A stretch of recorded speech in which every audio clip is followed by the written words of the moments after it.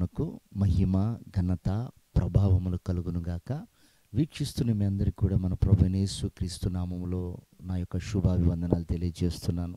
ఈరోజు మన దేవుని వాగ్దానం సామెతల గ్రంథము 3వ అధ్యాయం 6వ వచనం. ఆయన నీ త్రోవలను సరళము చేయును. ప్రియమైన దేవుని సంగమా, ఆయన మనకు ముందుగా నడుస్తూ మన మార్గాలన్నీ కూడా సరళం చేశాడు. 2023 సంవత్సరాల క్రితం ఈ భూమి మీదికి శరీరధారిగా దిగివచ్చి మనం నడవలసిన త్రోవను ప్రభు ఏర్పాటు చేసి వెళ్ళారు. ఇప్పుడు గమనించండి, ఆ త్రోవలో మనం నడవాలి అంటే, ఆయన తోడుగా ఉండాలి అంటే, మనం చేయవలసిందల్లా మన ప్రవర్తన అంతటి మీద ఆయన అధికారిగా ఉండేటట్లు ఒప్పుకోవాలి. అంత మాత్రమే కాదు ప్రియ దేవుని బిడ్డలారా, మన స్వబుద్ధిని మనం ఆధారం చేసుకోకుండా ఆయన ఉపదేశానికి మనం లోబడి మన ప్రవర్తన అంతటినీ ఆయన చేతికి అప్పగించినప్పుడు ఆయన మన మార్గాలన్నీ కూడా సరళం చేస్తాడు. దేవునికి మహిమ కలుగును గాక.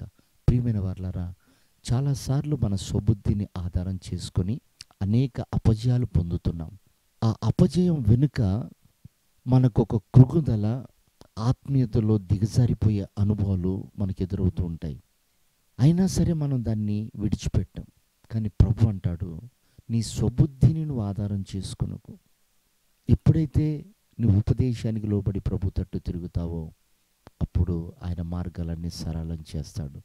సౌలు జీవితంలో తన స్వబుద్ధిని ఆధారం చేసుకొని విస్తారంగా కష్టపడ్డా కూడా ఫలితం లేకపోయింది. చివరికి తను సంపాదించుకున్న ఆ స్వబుద్ధి అది పెంటతో సమానమని తను ఎంచుకున్నాడు. ఆ చదువు, ఆ జ్ఞానం, ఆ పరిశుద్ధత. ఎందుకనంటే ప్రియ దేవుని బిడ్డలారా, శరీర సంబంధమైనది ఏది కూడా అది ప్రభు చిత్తాన్ని నెరవేర్చలేదు, ప్రభుని సంతోషపరచలేదు. కనుక మనం ఆయన తట్టు తిరిగి మన ప్రవర్తన అంతటి మీద ఆయన అధికారానికి మనం అప్పగించినప్పుడు మన మార్గాలు సరళం చేయబడతాయి. అట్టి కృప ఈ ఉదయకాలం ప్రభు మనందరికి అనుగ్రహించి ఆయన మహిమగల రాకడకు సిద్ధపరచును గాక. ఆమేన్.